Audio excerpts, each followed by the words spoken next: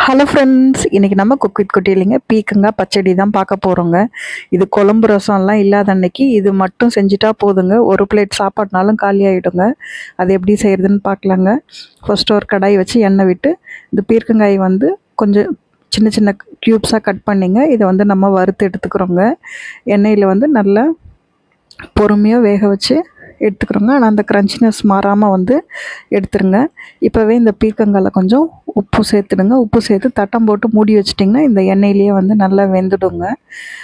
இந்த ஸ்டேஜை நம்ம இறக்குற ஸ்டேஜில் வந்து கொஞ்சமாக காரத்துக்கு மிளகாத்தூளும் மஞ்சள் பொடியும் சேர்த்துக்கிறோங்க. இது தனி மிளகாத்தூள் தான் சேர்த்துருக்குங்க. இதை வந்து நல்லா பெரட்டி எடுத்து தனியாக வச்சுக்கிட்டு அப்புறம் மீதி நம்ம எடுத்துருக்கிறதெல்லாம் ஒன்று ஒன்றா நான் காட்டுறேங்க. அதெல்லாமே அந்த கடாயிலேயே வந்து நம்ம வறுத்து எடுத்துக்கலாங்க.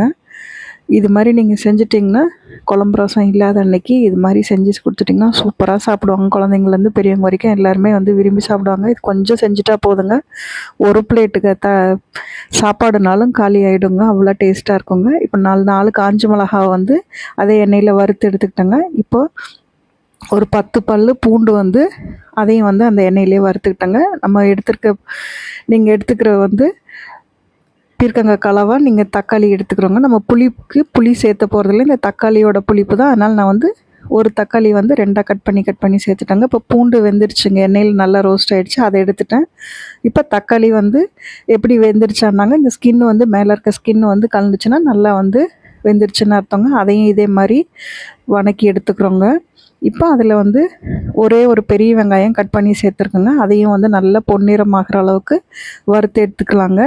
இது வந்து நான் உடனே செய்கிறனால மிக்சியில் செஞ்சேங்க. இல்லைனா வந்து உங்களால் இடித்து செய்ய முடியும்னா இடித்து செஞ்சுக்கலாங்க. இல்லை சூடு ஆறினோன்னா கையில் பிசைஞ்சு தான் ஆக்சுவலாக இதை செய்வாங்க. கையில் பிசைஞ்சு விட்டுக்கிட்டோம்னா நல்லாயிருக்குங்க.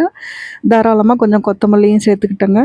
இது மிக்சியில் வந்து சும்மா பாருங்கள், பல்ஸ் மோட்டில் விட்டு விட்டு எடுத்தால் போதுங்க. ரொம்ப அரைச்சிடக்கூடாதுங்க, சட்னி மாதிரி ஆகிடும்.